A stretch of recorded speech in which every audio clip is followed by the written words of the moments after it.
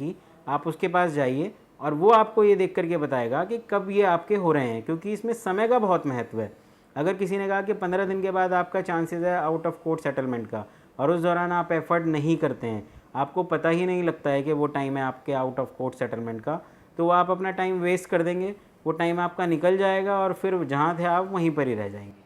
विशाल जी, ये तो बात हुई आउट ऑफ कोर्ट सेटलमेंट की। अब मैं आपसे जानना चाहूँगी कि अगर मुकदमा चल रहा है कोर्ट में, काफ़ी टाइम से चल रहा है, तो वो कैसे कॉम्बिनेशन से पता चलेगा कि वो जो फैसला होगा वो हमारे फेवर में होगा या जो दूसरी पार्टी है उसके फेवर जी में? बिल्कुल।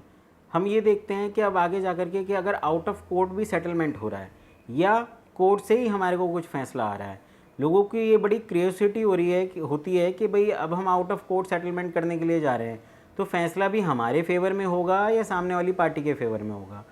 अगर हम ये देखते हैं कि 5-9 का कॉम्बिनेशन जो है वो आउट ऑफ कोर्ट सेटलमेंट का है, अगर उसके साथ हमारे को 10-11 दिखता है तो वो हमारे फेवर के अंदर सेटलमेंट को दिखाता है। अगर 5-9 के साथ हमारे को 10-11 दिख रहा है तो वो हमारे फेवर में सेटलमेंट हो रहा है। लेकिन अगर इसके साथ 8-11 हो रहा है तो इसका मतलब वो अपोजिट पार्टी के फेवर के अंदर सेटलमेंट हो रहा है। 8वां घर अपोजिट पार्टी का है, तो अगर 8वां घर एक्टिवेट हो रहा है 11वें घर के साथ, तो सेटलमेंट तो आपका हो जाएगा, लेकिन फ़ायदा जितना आपको मिलना चाहिए उससे ज़्यादा अपोजिट पार्टी को फ़ायदा मिलेगा। तो इस तरीके से आप अगर अपने हॉरोस्कोप को देखते हैं तो ये बहुत छोटी छोटी चीज़ें भी आप पता लगा सकते हैं कि फ़ैसला कब होने वाला है, आउट ऑफ कोर्ट कब सेटलमेंट होने वाला है, आपके फेवर में होगा, अपोजिट पार्टी के फेवर में होगा। तो उस तरीके से आप चल करके अपनी प्लानिंग बना सकते हैं और आगे के प्रोसीजर को अपना सकते हैं।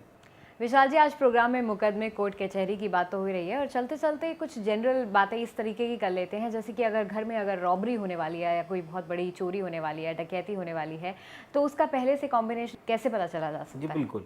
हम ये देखते हैं कि अचानक आप बिल्कुल सही चल रहे थे, आपके घर में सब कुछ ठीक था, अचानक रात को आपके घर में डकैती पड़ी, आपका जो जीवन भर की कमाई है, कोई व्यक्ति ने प्लॉट खरीदने के लिए पैसा जोड़ के रखा है, किसी ने शादी अपनी लड़की की शादी के लिए या अपने घर में किसी और काम के लिए, बड़े काम के लिए पैसा रखा है, और अचानक घर में डकैत आए और आपका सब कुछ ले गए। अब आपके हाथ में कुछ भी नहीं है, आप कुछ भी नहीं कर सकते हैं। तो अगर आप डे टू डे अपने हॉरोस्कोप को चेक कराते हैं, अगर आप रेगुलरली किसी एस्ट्रोलॉजर के पास जाते हैं और उसे अपना हॉरोस्कोप दिखाते हैं, या आपका कोई फैमिली एस्ट्रोलॉजर है, तो वो आपको एक निश्चित टाइम पे बता सकता है कि ये टाइम ऐसा आ रहा है जब आपके घर में डकैती की या रॉबरी की घटना होना संभव है। इसके लिए 7,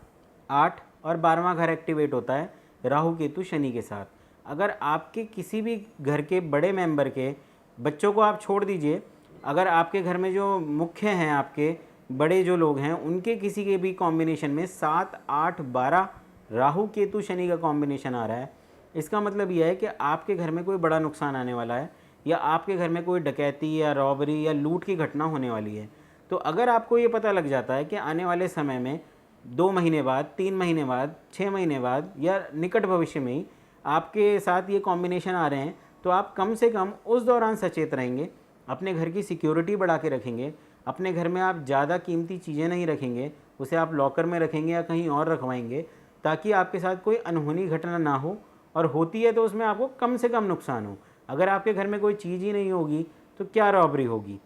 तो आप ये अगर इस चीज़ का विशेष ध्यान रखेंगे, 7, 8, 12 प्लस राहु केतु सैटर्न, मैं बार बार कॉम्बिनेशन पे इसलिए जोर देता हूँ क्योंकि जब हाउस एक्टिवेट होते हैं तभी कोई घटना घटित होती है, क्योंकि किसी भी चीज़ की घटना को देखने के लिए हमें हाउस का एक्टिवेशन होना बहुत ज़रूरी है। अदरवाइज़ कोई भी घटना नहीं घट सकती अगर अगर हमारे भाव ही एक्टिवेट नहीं होंगे। तो डकैती के लिए अगर 7, 8, 12 हो रहा है और